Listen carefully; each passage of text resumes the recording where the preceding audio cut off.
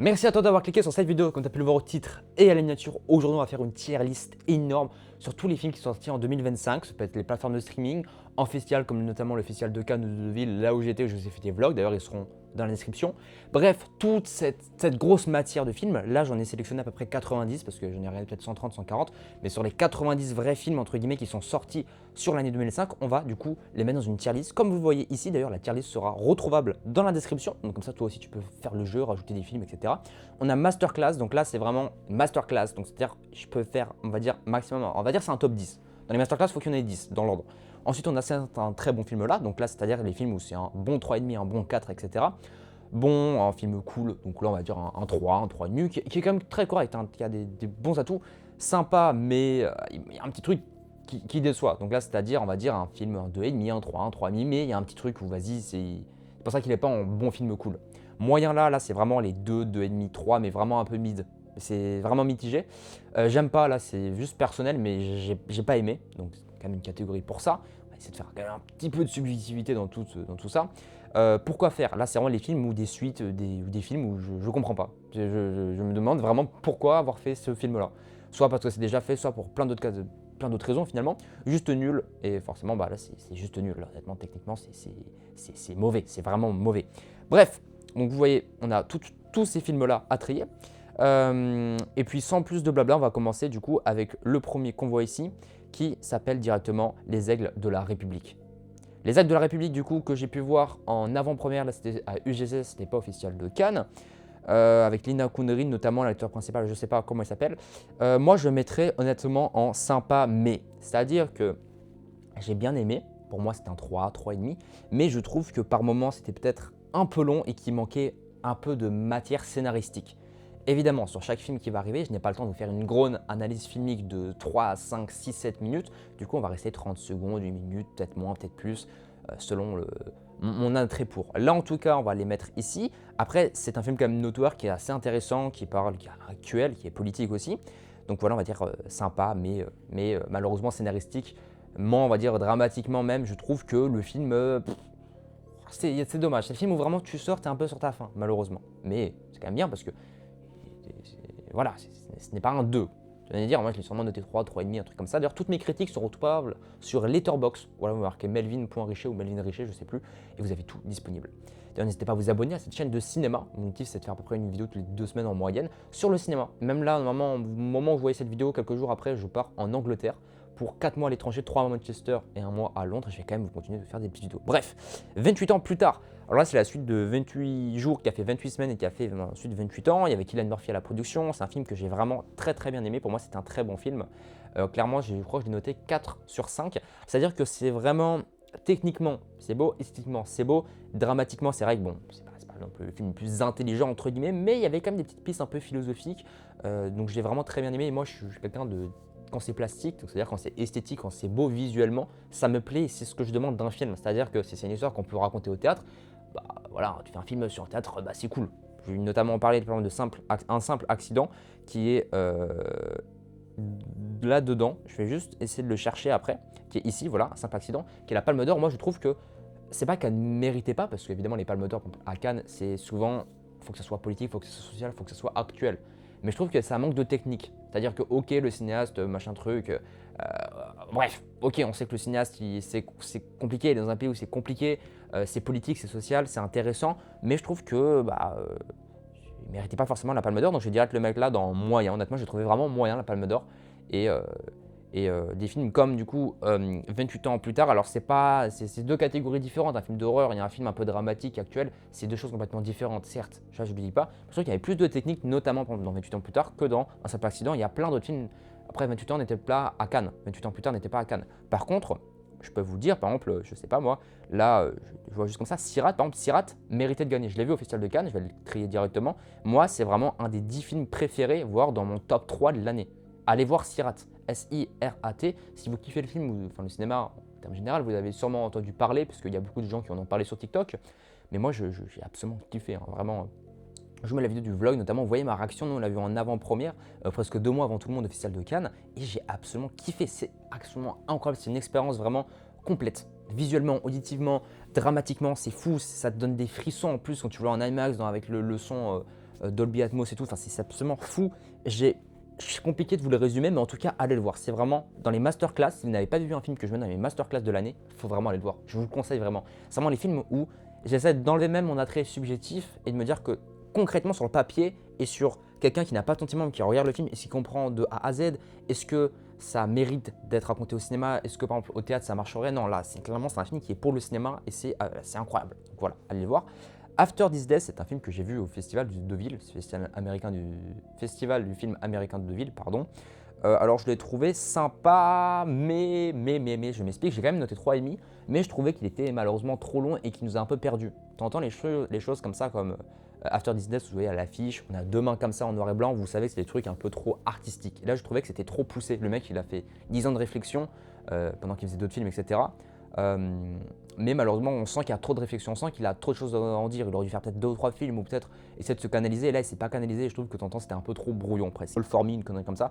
Là, c'est juste nul. Voilà. C'est-à-dire que c'est des films Netflix que j'ai vus en me disant, oh, allez, me fait chier. Je n'ai pas envie d'un film trop compliqué. On va faire un film Netflix. Et malheureusement, là, j'étais très déçu. Là, c'est vraiment les styles Netflix où, vas-y, on dirait un 50 nuances degrés, on dirait un truc d'humour et d'amour qui est pas terrible du tout. Donc, ça dégage. Sons of the Neon Night, une séance des films de minuit que j'ai vu à Cannes, que je trouve vraiment... En fait, pour moi, j'hésite entre sympa et moyen. C'est-à-dire que je vais mettre en moyen, mais je vais vous expliquer pourquoi. J'ai quand même noté, je crois, peut-être 3 ou 2,5. C'est-à-dire que les effets spéciaux, c'est des effets spéciaux de Taïwan. C'est-à-dire que généralement, dans le cinéma, quand vous voyez des explosions, des choses avec des VFX, dans les jeux vidéo, par exemple, et que vous voyez dans un film, quand souvent les deux se rapprochent, j'ai l'impression que c'est souvent Taïwan. Je ne sais pas pourquoi. Mais là, en plus, c'est un réalisateur taïwanais qui, ok, l'histoire, non, même l'histoire n'est pas terrible. En fait, j'essaie d'aider le film, mais moi, je l'ai pas trouvé nul. J'ai beaucoup de collègues, notamment au Festival de Cannes, qui ont détesté, qui sont sortis pendant le film. Je trouvais qu'il y avait des bons trucs, mais qu'il y avait tellement de VFX, c'était trop d'explosions, trop de trucs où ça laissait pas assez de place à l'histoire, alors que le début est sympa et la fin, les 20 dernières minutes sont vraiment intéressantes. Il y a des beaux plans avec du sang, des trucs très intéressants, films d'horreur, d'action, mais malheureusement, il y a trop de VFX, trop d'explosions, trop d'action, ça te laisse pas trop le temps à l'histoire. Voilà. The Funniken Schema, là, le truc de Wes Anderson que j'ai vraiment bien kiffé, donc un bon film cool. C'est du cinéma de Wes Anderson, que vous dire de plus si vous ne connaissez pas son cinéma, faut aller le voir, c'est beau, c'est plein de couleurs, il y a une belle architecture, c'est un peu what the fuck, mais c'est beau, c'est original. Donc allez le voir. Ou Résurrection, alors là clairement, boum, ça c'est je pense aussi dans mon top 3, voire même top 5 des films que j'ai absolument surkiffé. Je pense que même que je vais le mettre avant Sirat parce que c'est vraiment un film majestueusement beau, me fait un peu penser à Babylone sur son histoire, alors que c'est pas du tout pareil. Mais c'est un peu un film pour les kiffeurs de cinéma. C'est-à-dire que si t'aimes pas le cinéma ou t'es pas trop cinéphile, mais juste que tu kiffes 2-3 films par-ci par-là, tu vas trouver sympa ou peut-être trop original ou trop perché entre guillemets. Mais si tu as plein de références du cinéma et plein de références de tout ce qui est beau artistiquement et tu aimes les films un peu plus originaux que les Marvel, que les gros films comme ça, les grosses sagas comme ça, les grosses licences, je pense que ça peut t'intéresser. Il a notamment eu un prix à Cannes, je ne sais plus lequel de mémoire comme ça, mais en tout cas un prix pour l'originalité qu'il a eu à Cannes. Peut-être pas le scénario, je ne sais plus. Voilà, je donne ma langue au chat. Dites-moi dans les commentaires si vous vous souvenez de ce que Résurrection, ce qu'il a eu. En tout cas, je vous conseille forcément d'aller le voir. Voilà, vous allez sûrement kiffer. Il dure un peu long, je crois, il dure 2h30, mais vraiment, ça vaut le coup. Bardo, alors là, c'est le film sur le bardo. Je vais le mettre moyen là. Je vais m'expliquer pourquoi. Je crois que j'ai noté 2,5. C'est-à-dire que c'est un film sur Bardot, sur son histoire. Brigitte Bardot, une grande icône française, du cinéma notamment aussi. Mais là, on sent que c'est un peu un film trop pour elle. C'est-à-dire pas un film de elle, où on parle d'elle, mais un film pour elle. Un film qui sert ses intérêts, un peu les petites polémiques qu'il y a eu autour. Je ne veux pas trop en parler, même si c'est quand même intéressant. Il y a pas mal de personnes, mais bon, vas-y, on sent quand même qu'il y a des intérêts un peu, malheureusement. Deux procureurs, alors là franchement j'aime pas. C'est-à-dire que là c'est pas dans un film qui est nul techniquement etc. Mais juste que là c'est vraiment subjectif, malheureusement je n'aime pas et j'ai pas réussi à m'enlever ce truc là de j'aime pas pour plein de raisons.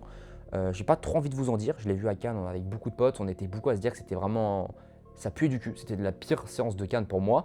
Après il y a certaines personnes qui ont aimé, il a quand même eu un prix donc voilà. Mais bon, c'est pas... pour moi c'est pas passé, voilà. F1. Alors là, F1, je vais mettre un bon film cool. C'est pas un très bon film, il est pas que sympa, mais c'est un bon 3,5. Je passe un bon moment, voilà. Certes, temps en temps, c'est pas trop réaliste, de temps en temps, ceci, de temps en temps, cela, mais j'aime bien. Et en plus, j'aime bien Damson Idris qui a joué notamment dans. Oh non, une de mes séries préférées, j'ai oublié. Le nom m'est sorti de la tête, mais en tout cas, Damson Idris, c'est un acteur que j'aime beaucoup. Et là, ça me fait plaisir de le voir sur un des rôles principaux comme ça au cinéma. Alors, ensuite, on est sur Chien 51. Chien 51 que j'ai vu et que je trouve sympa, mais c'est-à-dire que c'est un bon film de science-fiction français, mais je trouve que ça fait trop type style science-fiction français. Le scénario, il lui en dit pas assez, c'est trop facile. C'est un film où malheureusement tu dis c'est trop facile. Voilà. Je ne vais pas en dire plus. Furiosa, voilà, c'est pourquoi faire. C'est-à-dire qu'ils nous ont fait un 1 qui était correct, moyen. Le 2, voilà, c'est bon. Tu connais Netflix, quand il y a un film qui marche, ils sont obligés d'en faire un deuxième. Quand le deuxième film marche moyennement, il faut faire un troisième juste pour être sûr que, vas-y, il faut choper encore les dernières audiences. Et là, juste nul, pourquoi faire. Voilà. Ballerina, je vais mettre dans. J'étais entre sympa, mais et moyen. Je vais mettre dans moyen parce que je pense que pour moi, j'ai dû mettre 3. C'est-à-dire que c'était un bon film d'action, un peu John Wick. Je suis assez fan de John Wick, même si techniquement les films, c'est pas les gros films de cinéphiles, clairement, qu'on se le dise. Mais je le trouvais assez sympa. Je trouvais sympa. Moyen, voilà. The George, alors là, je le mettrais sympa, mais c'est-à-dire que l'histoire est originale, voilà. Je vous invite à le voir, il est sur Apple TV, il me semble qu'il est aussi disponible sur Canal+, si vous avez les abonnements Canal+, à 18 € par mois pour les jeunes jusqu'à 27 ans, vous pouvez avoir Netflix, Disney, Amazon, Apple TV et Paramount. Voilà, donc ça fait un gros bouquet pour 7 € par mois, clairement c'est imbattable. Je l'ai vu et honnêtement, je le trouve très, The George, voilà, très original, mais c'est vrai que de temps en temps, tu vois trop que c'est des VFX, donc tu vois que tu as un budget qui est quand même colossal, mais ils auraient dû mettre encore plus dans les effets spéciaux, je pense. House of Dynamite, le film sur Netflix, alors là, clairement, j'hésite. C'est-à-dire que je me dis que techniquement, je le mettrais entre moyen et j'aime pas. Je vais le mettre en haut de j'aime pas. Parce que je trouve que c'est le film où on a envie de te parler d'un truc, ils vont te le vendre, ils vont faire une promo de fou, alors que le film est vraiment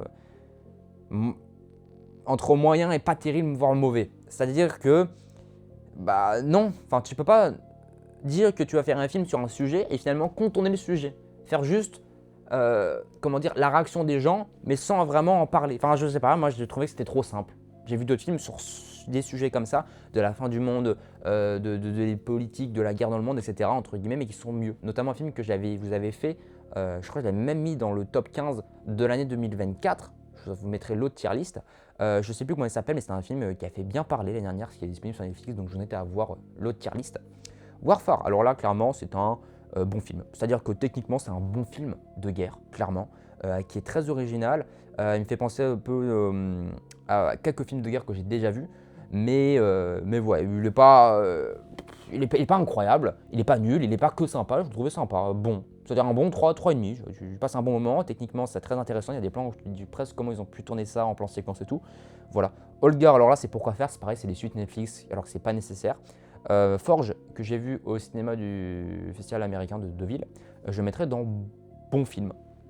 Peut-être sympa, mais bon film quand même, parce que c'est-à-dire que il est simple, il n'y a pas des effets spéciaux de fou, l'histoire elle est simple, mais t'entends un film qui est simple, mais qui est réalisé de manière correcte, et avec quelques plans intéressants, finalement, puisque tout le film est simple et quelques plans sont intéressants, ça te ressort presque du lot.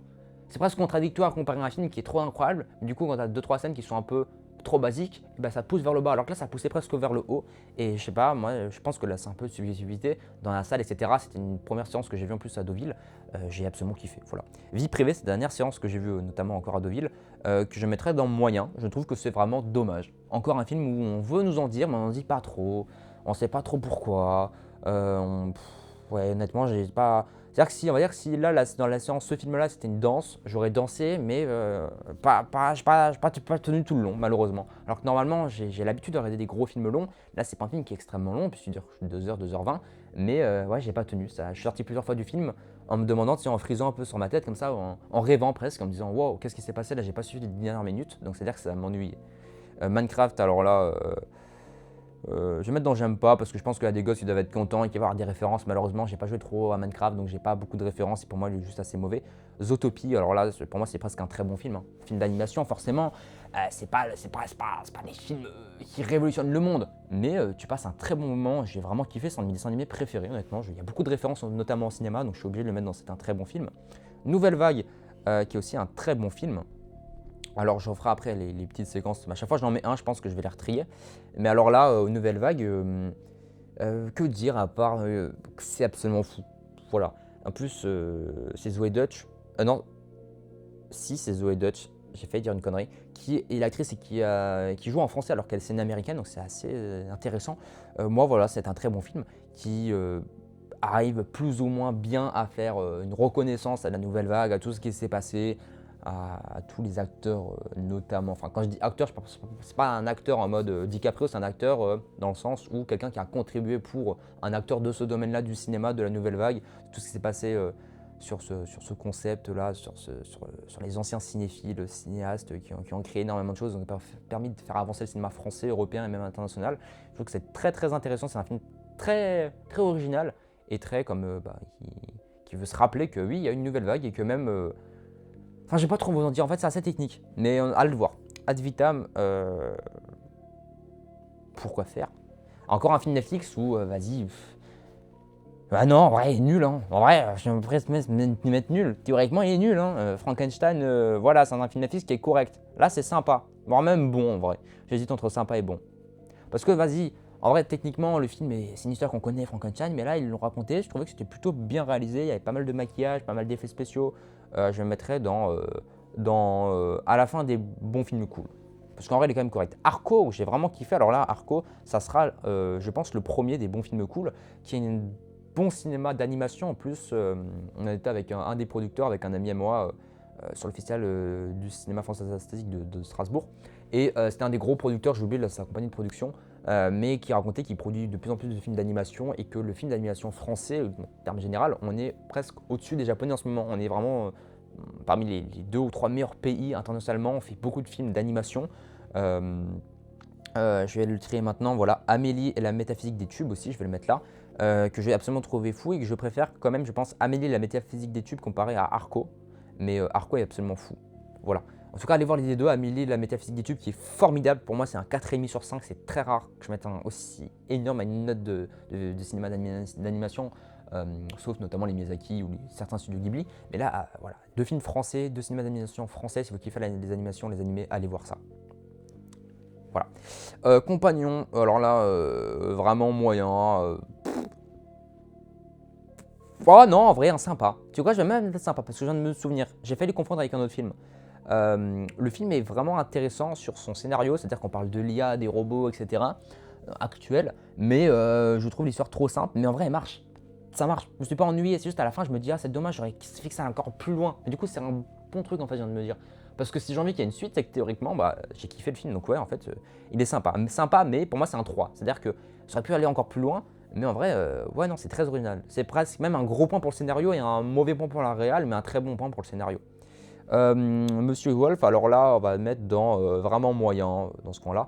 Parce que bon, le 1, j'ai vraiment trouvé qu'il est original, que j'ai bien aimé. Là, clairement, le 2, c'est du vu et revu. C'est les scénarios Netflix, un peu, on a déjà vu. Enfin, c'est pas que Netflix, parce qu'il me semble qu'il est sorti au cinéma. Peut-être que j'ai de la merde, mais ouais, vraiment mid.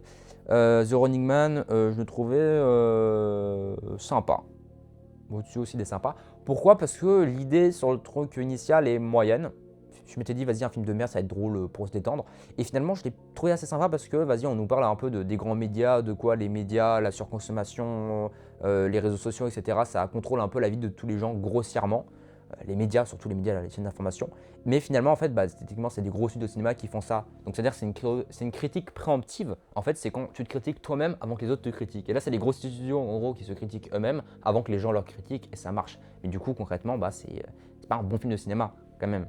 Enfin, je sais pas si vous voyez ce que je veux dire. C'est un film qui est un peu contre le cinéma, qui est plus pour des gros studios qui ont l'habitude, on va dire, de faire des Marvel, des trucs comme ça. Je dis pas que c'est mauvais, mais je dis que c'est trop la surconsommation, les fast-food de cinéma et tout. Et voilà, donc sympa parce que vas-y, il y a une bonne idée, mais bon, tu sens que le réal, ça se trouve, il s'est dit vas-y, je veux avoir cette idée-là, on va aller jusqu'au bout. Et finalement, il a signé avec des mauvais studios qui l'ont un peu contraint. The Plague, que j'ai vraiment kiffé, que je mettrais dans Masterclass aussi, c'est le meilleur film que j'ai vu au Festival du cinéma américain de Deauville. Bon, il est en dessous de Sirat et en dessous de Résurrection, mais clairement, la réal est incroyable. Ça part de l'adolescence, mais sous film d'horreur, avec souvent ce que la mémoire et l'intention, en fait, de ce qu'on s'imagine quand on est enfant sur les autres et sur ce qui se passe. Voilà. Eleanor the Great, que j'ai vraiment kiffé, c'est un très bon film aussi pour moi. C'est le film réalisé par... je sais plus. Ah, merde, je sais plus. Attendez. Eleanor the Great. C'est le premier film par... j'ai oublié comment ça s'appelle. Par Scarlett Johansson, voilà. et qui parle d'une grand-mère et tout. Enfin, c'est absolument vraiment fort. Honnêtement, c'est vraiment fort. Je vous conseille d'aller le voir si vous avez l'occasion, voilà. Mais surtout, allez voir d'abord les masterclass et ensuite c'est très bon film. Voilà. Une bataille après une autre. Alors là, clairement, je le mettrais, je pense, même devant Résurrection. C'est-à-dire que c'est vraiment le film qui est un peu pour tout le monde. Que tu es cinéphile, que tu kiffes un peu les plans, t'entends les scènes un peu absurdes, etc. Enfin, ouais, non, honnêtement, que dire de plus? C'est absolument formidable. J'ai vraiment kiffé. Pour moi, c'est un 5 sur 5. C'est une masterclass. C'est comme Résurrection, que je crois que j'ai mis 4,5 ou 5 sur 5. C'est vraiment les deux films où j'ai mis. Ah non, Sirat aussi, pardon. Je crois que c'est les trois films là, vous voyez, où j'ai mis 5 sur 5. C'est-à-dire que c'est littéralement fou. Je suis surpris, c'est incroyable. Vous pouvez voir mes critiques complètes sur tous les films que je mets en masterclass. D'ailleurs, je vous ai fait des critiques complètes sans trop de spoil sur Letterboxd, donc allez les voir. Une bataille après l'autre, je pense que vous l'avez tous vu parce que ça en a fait parler, etc. Ils ont fait des gros chiffres au box-office. Mais voilà, allez le voir. 13 jours, 13 nuits, je trouve bon film, honnêtement, bon. Je mettrais même devant là, entre les deux. Merde, ça va pas. Avec Lina Kundry qui a joué aussi dans Les Ailes de la République. C'est très actuel, c'est très intéressant. Je ne connaissais pas trop l'histoire, je l'avais entendu moi parce que vas-y, je suis jeune, actuellement j'ai presque 21 ans là. Au moment où cette vidéo, normalement j'ai 21 ans. Mais oui, ouais, je suis assez jeune, donc c'est-à-dire que je ne peux pas connaître tout ce qui s'est passé socialement dans le monde. Et là, je trouvais ça très intéressant de la guerre, de ce qui s'est passé dans une partie du monde, au Moyen-Orient, etc. Alto Knight, alors là, je trouvais vraiment moyen, voire même pourquoi faire.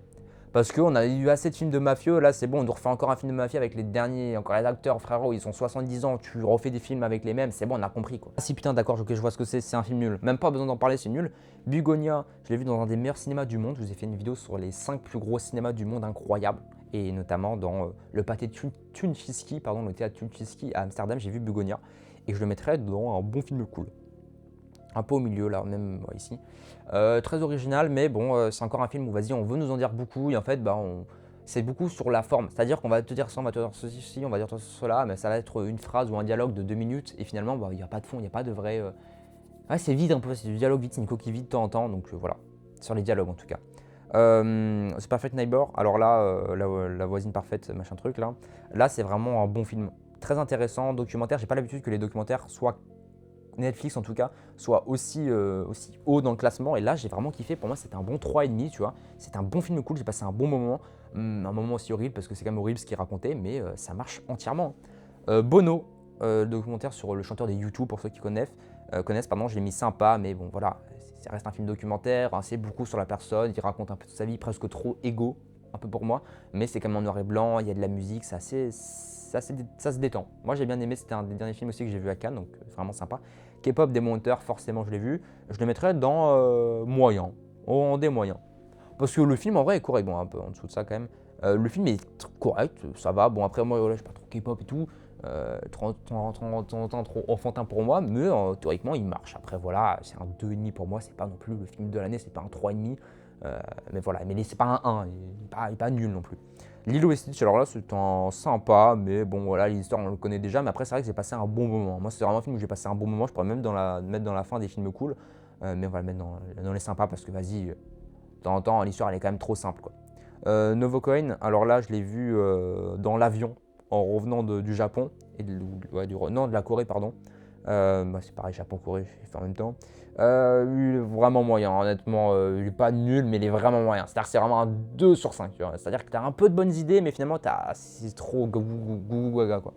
Partir un jour, notamment j'étais silhouette et figurant dedans. Pendant 2-3 jours, c'était tourné dans la patinoire à Colmar. Film d'ouverture à Cannes, c'est le premier film que j'ai vu de ma vie à Cannes, en smoking et tout. Donc alors là, clairement, je le mettrai dans devant les bons films. Pour ce petit côté un peu émotionnel à moi aussi, un film que j'ai vu à Cannes, c'est incroyable avec les smoking et tout.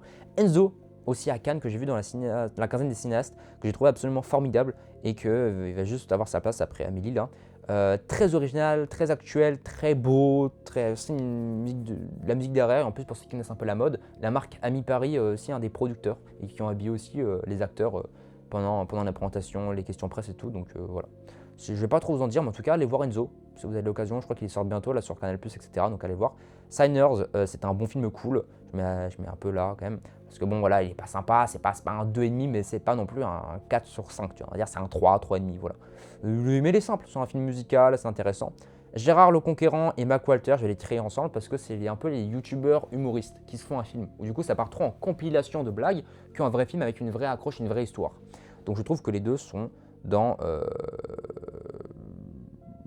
pourquoi faire presque. J'ai envie de te dire, autant je les aime bien, hein. Franchement, Fabrice Eboué et Mister V, je les kiffe de fou, vous êtes trop drôles les gars. Mais en film comme ça, j'ai pas trop kiffé, voilà.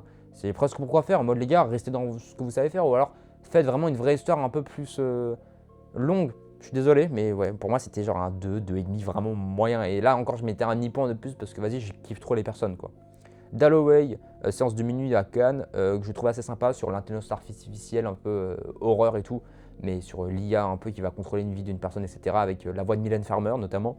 Je mettrais dans sympa, devant sympa, mais je trouvais qu'il manquait un truc de presque trop réel, enfin de pas assez réel de temps en temps, alors que bon bah, en fait le film il m'a vite décroché, vite beaucoup de choses où je me suis dit, waouh, si jamais ça arrive dans la vraie vie, tu vois, jamais tu peux te dire ça. Mais vas-y, sauf si tu es 70 ans que tu sais pas te servir d'un téléphone, c'est possible, mais bon.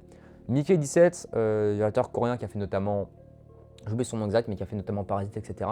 Je le trouvais sympa, mais ça fait trop enfantin de temps en temps, trop simple, même si c'est le but un peu de critiquer par l'humour et tout. Je m'attends peut-être à mieux. Peut-être que c'est tentant le genre de film où tu vas au cinéma, tu t'attends à un truc tellement haut et du coup tu es un peu biaisé, c'est presque vers le bas, alors que le film n'est pas nul, hein. Il y a beaucoup de gens qui ont aimé, j'étais notamment sur en dernière année de licence quand on est sorti, je sais plus, en mai, juin, un truc comme ça, j'étais encore au cinéma, peut-être encore avant, en licence de cinéma, et on a fait une critique dessus pendant presque 2 heures. Et j'ai vu que notamment pas mal de choses que moi je n'avais pas vues parce que pendant tout le film je me suis dit ouais, c'est presque mauvais, et du coup ça m'a fait remonter ma note, mais je le trouve quand même moyen. La petite dernière, alors là je le mettrais dans bon film cool, parce qu'en vrai il est très correct, il est vraiment très cool, je le trouvais très intéressant, un peu sur le émotionnel, sur un truc de l'homosexualité, enfin de trucs lesbiennes, etc. Mais qui est vraiment fait par une femme, contrairement aux films qui parlent de ça, mais qui sont faits par un homme, où de temps en temps c'est assez biaisé, c'est assez moyen, tu sens que les gens n'ont pas vécu ça. Et enfin, je dis pas non plus que Afzia Herzi, la réalisatrice, l'a vécu, mais ce que je veux dire, c'est que là, on sent que c'est plus, ça cherche plus à être vraiment réel que juste fictif, on va dire. Les Fantastiques, alors là, c'est un. Ouais, je vais mettre à la fin des bons films cool parce que j'ai quand même passé un bon moment, en vrai. J'ai passé un bon moment. D'ailleurs, Lilo et Stitch aussi, je vais le mettre à la fin parce que je le remonte parce qu'en fait, c'est quand même un bon film cool, quoi. C'est un 3, 3,5, ils sont gentils, quoi. Tu te détends. 3, peut-être un plus, un 3, ouais. Alors là, clairement, juste nul. Détesté. Alors là, c'est vraiment nul. Omar Sy, je t'aime bien, mais alors là, tu nous as fait une bouse monumentale. Le truc French Lover, c'est nul, c'est à chier, quoi. Honnêtement, c'est nul, c'est mauvais. Marche ou crève.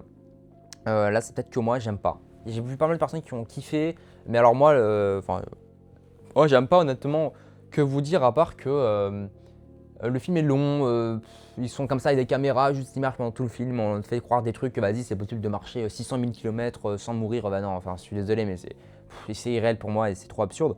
Eddington, alors là c'est un des films que j'ai aussi le plus kiffé, je mettrais peut-être juste un peu avant Sirat aussi, parce que j'aime beaucoup En fait moi j'aime beaucoup de toute façon tout ce qui est Wes Anderson, Ari Aster et Darren Aronofsky. D'ailleurs, le film de Darren Aronofsky va aussi arriver ici, là je le mettrai aussi pris au piège.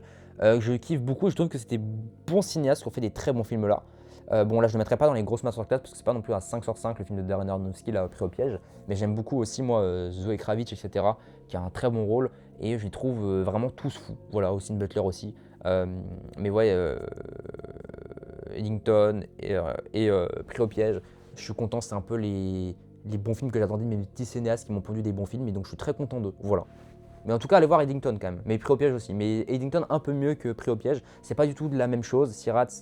Eddington, pardon, c'est un cinéma qui est très actuel, qui parle de beaucoup de choses sociales, de Trump, de beaucoup de choses condensées. Mais c'est très juste, c'est-à-dire que c'est autant bon sur la forme que sur le fond. En plus, on a Joaquin Phoenix comme acteur principal, c'est littéralement fou, ce mec est trop fort. Pris au piège, honnêtement, c'est fort. Les acteurs, Austin Butler et Zoe Kravitz, ils ont des rôles de fou, je les kiffe trop, et donc là, les voir ensemble, c'était incroyable. Alors, on enchaîne avec L'accident de piano, avec Adèle Exarchopoulos comme rôle principal, un film de Quentin Dupieux. Je le trouvais vraiment bon. Je le mettrais là au milieu, on va dire là. Voilà, peut-être un peu, ouais. Je le trouvais vraiment bon, très original, un rôle de Adèle Exarchopoulos qui sort un peu de ce qui sont sortis sur les dernières années un peu trop, qui sort vraiment humour, mais vraiment ce humour-là trop premier degré, qui est vraiment les rôles d'Adèle qu'on kiffe, et vraiment j'ai trouvé très intéressant. Banger, juste nul, voilà, que dire de plus. On passe au prochain, Tronares, que j'ai trouvé assez moyen, j'aime bien le 1, enfin l'original, je crois qu'il y en avait un 2 aussi, ouais, de Disney, et là c'est trop un film, vas-y, ils avaient plus de licence, Disney, fallait faire de la thune, ils ont fait un 33 qui est Tronares, pardon, mais qui est moyen. One Upon a Time in Gaza, j'ai trouvé moyen. Il y a un autre film de Gaza je vais traiter juste après, mais là je le trouvais vraiment moyen dans ce camp-là, parce que c'est presque trop simple, même si ok c'est très social, il faut en parler, mais je trouvais qu'il y a d'autres manières d'en parler qui étaient plus intéressantes, comme notamment la voix de In Rajab qui parle de ça, et là j'ai trouvé vraiment très intéressant, je le mets juste là pour être sûr de le monter, qui est vraiment dans les fins des très bons films. Pour moi c'était un très bon film, avec la voix etc. qui me fait penser un peu à The Guilty, aussi un peu où la voix a toute son importance dans les appels téléphoniques, etc., mais qui est absolument incroyable, qui parle de Gaza, de l'Israël, de la Palestine. Donc allez voir, très intéressant, très actuel. Là c'est mon court-métrage, L'Art de Vivre. Voilà, je fais ma petite promo, n'hésitez pas à aller voir, évidemment. Je ne suis pas du tout objectif, pour moi c'est un très bon film, parce que c'est le mien. Mais objectivement, on va dire c'est un 4 sur 5, on va dire objectivement. Mais en tout cas, allez le voir. Voilà, je vous mets mon lien en dessous, ça dure 6 minutes. C'est un petit court-métrage qui parle de plein de choses différentes, un peu expérimental et très intéressant. Donc je vous conseille d'aller voir, ça dure 6 minutes. Je vous mets le lien dans la description. The Amateur, j'étais notamment figurant dessus aussi. J'ai trouvé un film, un bon film cool, honnêtement. J'ai trouvé très intéressant sur un peu ce truc-là d'espion, mais à l'envers presque. Du mec qui se fait traquer, mais qui part un peu de temps en temps de tracker, mais ceci, mais cela. Et bon, il n'est pas incroyable, mais c'est un 3, 3,5, passer un bon moment. Alors que notamment Insaisissable 3, je trouvais que c'était très moyen. Voilà. C'est le film où vas-y, on nous en a fait un 1, on a compris, ils nous en fait un 2, d'accord, un 3, un 4. Ouais, frérot, c'est bon, ils vont nous en faire 5, c'est de plus en plus mauvais. Juste parce qu'ils savent que ça fait que les gens comme moi, on se dit, ça nous a tellement marqué de l'enfance. Moi, quand j'avais 12-13 ans, je regardais ça, je faisais, oh, les tours de magie, c'est trop stylé.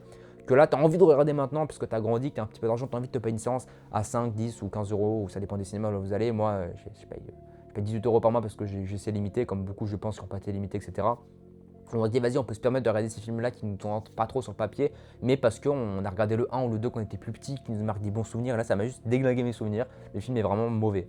Voilà. Steve, très bon film avec Cillian Murphy qui est disponible sur Netflix, donc allez le voir. Je vais faire notamment une vidéo, ça va être un des 10 films que j'ai présenté là sur la première vidéo sortie en janvier ou la deuxième sur les 10 meilleurs films de Netflix sur Netflix tout simplement. Ouais. Donc là, je le mettrai dans un très bon film. Je le mettrai, ouais, là, on va dire.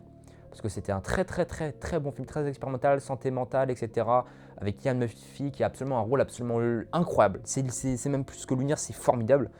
Bricks, c'est quoi ça? Ah, Brick, ouais, alors là, pourquoi faire? C'est-à-dire que le film est vraiment, vraiment, c'est bon, calmez-vous, vous racontez des histoires, chez père. C'est très bizarre. La classe moyenne, un très bon film de comédie française. Je le mettrai à la fin ici parce que c'est une très bonne comédie que j'ai vue et que j'ai vraiment kiffé. J'ai passé un très bon moment alors que c'est rare.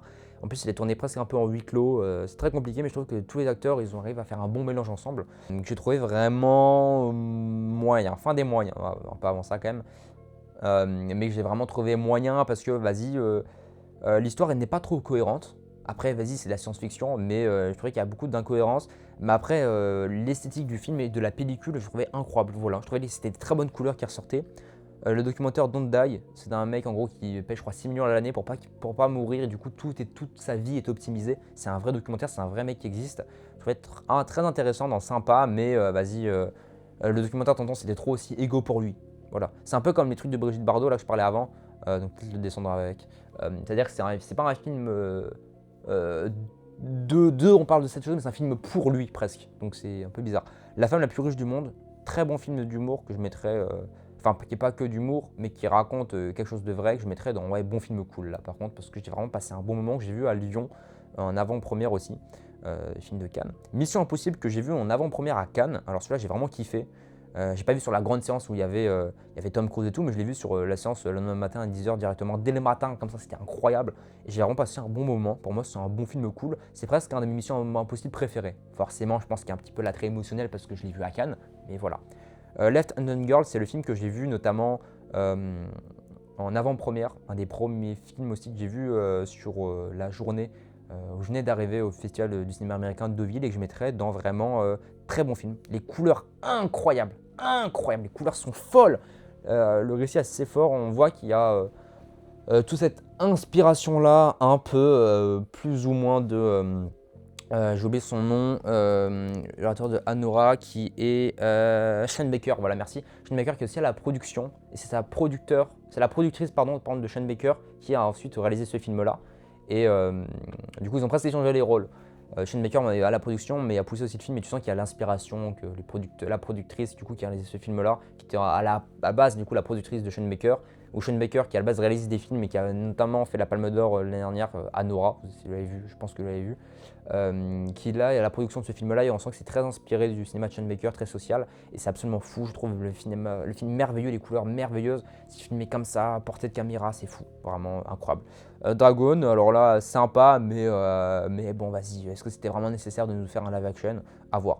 G20 dans juste nul ou pourquoi faire, parce que vas-y, c'est un film de Netflix on connaît, comme Carjacker que je trouvais vraiment nul. High to Lowest, le truc avec. Non, High to Lowest, c'est ça, non? Attends, je vais juste chercher pour être sûr du nom, parce que là je vois pas, c'est en petit. Yes to Lowest, voilà. Là, je le trouvais. Ouais, ok, d'accord, t'as Denzel Washington, c'est l'acteur qui est cool, ok, d'accord, il y a Asap Rocky, mais le film en vrai est vraiment moyen. Malheureusement, il est moyen. Malheureusement, ouais, bon, bah, d'accord, ok, Spike Lee, si tu veux, mais moyen. ROM, le court-métrage de Damso, je le mettrais dans la fin des sympas, mais presque trop artistique, trop vas-y, perché, ceci, cela. Mais en vrai, ça marche et je trouve ça très original. C'est un petit court-métrage de 30-40 minutes que j'ai quand même vu au cinéma en revenant de Cannes. Voilà. Almost Cops, on va même pas en parler, c'est vraiment juste nul. Train Dreams, que j'ai vu, c'est un de mes films aussi préférés. Attends, je vais le monter juste là. Ah bah voilà, dans bon film cool, ouais. Mais même à la fin, des très bons films. Parce que c'est un très bon 4 sur 5 qui est disponible sur Netflix actuellement. Donc vous pouvez aussi aller voir, ça va être aussi dans le classement des 10 meilleurs films de 2026 sur Netflix, qui est absolument fou. Avec Joel Edgerton qui a remporté en plus un prix d'hommage pour toute sa carrière extraordinaire officielle du cinéma américain de Deauville. Je trouve le film incroyable, il faut vraiment aller le voir. Il est très beau, très esthétique, très contemplatif, on en a marre des films qui vont trop vite. Et là, le film va pas lentement, mais il va à la bonne allure. Et qui n'est pas du coup vite, mais il n'est pas lent non plus. Mais allez le voir, Train Dreams, très bon film. Nino, alors là, je mettrais dans bon film. Il fait un peu une Agnès Varda 2 avec un mec qui a un cancer, etc., qui va dans les rues de Paris, mais bon voilà. Dossier 137, film très actuel, c'est un très bon film aussi, qui parle des violences policières, des gilets jaunes, etc. Donc allez le voir, je l'ai vu à Cannes. I Love Peru, alors là c'est un film très original aussi, je mettrais dans très bon film, voire même à la... Ouais, très bon film parce que j'ai absolument kiffé aussi, je trouvais ça fou de faire ce qu'il a fait là. Non, c'est absolument fou. I Love Peru, c'est très original, j'aime bien. Et là, c'est contrairement, même si ça fait aussi assez remix et best-of de plein de blagues, les mecs qui ont testé plein de choses, je préfère comparer au film de Gérard Le Conquérant, au Mac Walter, où là c'est trop youtubeur, trop comédien, tu fais des blagues. Alors que là, il y a un peu plus une histoire, un peu plus un récit, l'émotionnel, l'acteur, etc. Je trouvais ça plus intéressant. L'amour, c'est surcoté, c'est un des 10 meilleurs films de l'année pour moi. Je trouvais très intéressant, très beau. Alors qu'en vrai, sur le papier, on pourrait dire que c'est un film plutôt moyen. Je l'ai mis aussi, je crois, un 4,5. Donc voilà, je le mets dans le top 10 pour l'instant où j'ai 6 films. Je vais peut-être remonter aussi des films là au-dessus. Comme un léopard, ah ouais, alors là, vraiment juste nul, ça je me rappelle. Jurassic World, c'est le pire film de l'année. Clairement, j'ai vu au cinéma, la bouse monumentale. Leur cœur très intéressant, qui parle un peu des stars, de ces personnes-là qui ont trop envie de s'immiscer. Quand t'as une star, ce sont les fans trop fans. Et là, c'est un fan qui est trop fan et qui fait juste peur en fait. Le frérot fait juste peur, je le mettrai là aussi. Voilà, je vais peut-être la augmenter ici, à la fin du classement des 10 meilleurs films que j'ai vu cette année-là, en tout cas, pardon. Mountain End, je le mettrais dans moyen parce qu'on nous parle des riches, etc. Mais là, c'est trop caricaturé, donc presque faux. High Hostage, dans la fin des moyens, ça parle d'une prise d'otage qu'il y a eu dans un Apple Store à Amsterdam. Destination finale aussi dans moyen, parce que bon, vas-y, c'est trop facile. Destination finale 6 ou 7, on connaît, mais en vrai, ça fait peur et moi, ça a bien marché, je me suis bien chié dessus. Ali Herno, alors là, je le mettrais dans. Je vais le mettre tout en haut. Je l'ai vu aussi officiel du cinéma américain de Deauville, je le mettrai là aussi dans ce coin-là, parce que c'est un film qui est très beau, très esthétique, presque aussi un peu shaper, mais très beau. Die My Love aussi, c'est un film avec des femmes puissantes, où il leur arrive plein de trucs, mais c'est un peu la femme comme personnage principal, donc très intéressant. Die My Love que j'ai absolument kiffé aussi. J'en ai combien? J'en ai 1, 2, 3, 4, 5, 6, 7, 8, 9, ok, je peux en mettre encore un en haut, et Die My Love vraiment que j'ai kiffé, et que je vais peut-être mettre un peu avant Plague. Je pense. Ah, Plague est sympa aussi, mais un peu avant Plague, après Sirat par contre. Voilà. Alors, on retourne aussi, on est bientôt sur la fin, il nous reste quelques-uns à trier, donc ça va être très vite. L'inconnu de la Grande Arche, je le mettrais dans vraiment bon film cool, parce que c'est un film très correct, très intéressant sur une personne qui a fait la défense, etc. Orwell 2+2 égale 5, alors là c'est absolument fou. de Saul Pex, je crois que c'est ça son nom, si je dis pas de la merde. Très intéressant que je mettrai ici. C'est un documentaire. C'est presque si, genre, si moi on me demande demain, t'as une caméra, t'as un petit budget, il faut faire un film social et un documentaire, je fais un film de ce style-là. Je trouve absolument incroyable. Le montage est fou. Voilà, je sais pas quand il sort, je crois qu'il sort en janvier ou en février. Peut-être qu'il est déjà sorti, je sais plus. Mais en tout cas, Orwell 2 plus 2 est égal 5. Allez le voir, c'est absolument fou. Ce mec est trop fort. Voilà. Raoul Pex est littéralement trop fort. Alors, il nous en reste 4. Il nous en reste Son of Falling, que j'ai vu aussi au cinéma. Je me suis presque endormi, mais là, c'est parce que j'étais juste fatigué. Tu sais, tu dors 5-6 heures par jour Festival de Cannes. Je mettrai dans Bon Film Cool parce qu'il n'est pas incroyable, mais voilà. La femme de la cabine 10, je la mettrai dans Sympa. Le film est correct, c'est un bon film Netflix, mais après, bon, il n'est pas incroyable. Ah voilà, Sentimental Value. Ah oui, alors ça, il faut que je le mette dans le top 10. Alors, ça, je suis obligé de le monter dans le top 10. Je l'ai lâché ici, tac. Ça, c'est aussi dans le top 10, donc je vais devoir baisser. Je vais baisser sûrement Aliverno que je vais mettre là, dans ce coin-là. Et donc Sentimental Value que j'ai absolument kiffé, que je mettrais. Ouais, peut-être un peu dans ce coin-là. Ouais, ça me semble bien pour l'instant ce classement. 1, 2, 3, 4, 5, 6, 7, 8, 9, 10. Ouais. Voilà, le top 10 est celui-là, il est ancré, donc allez les voir. C'est une bataille après l'autre. En premier top 1 de l'année pour moi, Résurrection en top 2, Eddington en top 3. Top 4, Sirat. Top 5, Sentimental Value. Top 6, Die My Love. Top 7, Plague. Top 8, Orwell 2 plus 2 égale 5. Top 9, L'amour c'est surcoté. Et top 10, Nouvelle Vague. Voilà, pour ce côté un peu quand même de tout ce qu'a apporté.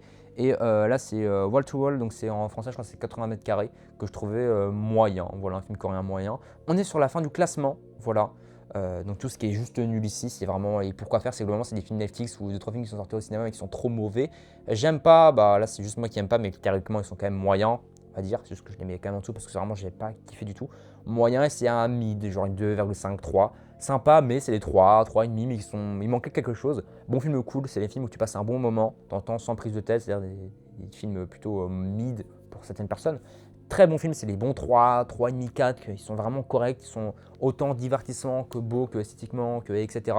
Et les masterclass que je vous ai dit juste avant, voilà. J'espère que la vidéo vous a plu, n'hésitez pas à me dire aussi votre classement des 5 ou 10 meilleurs films de l'année.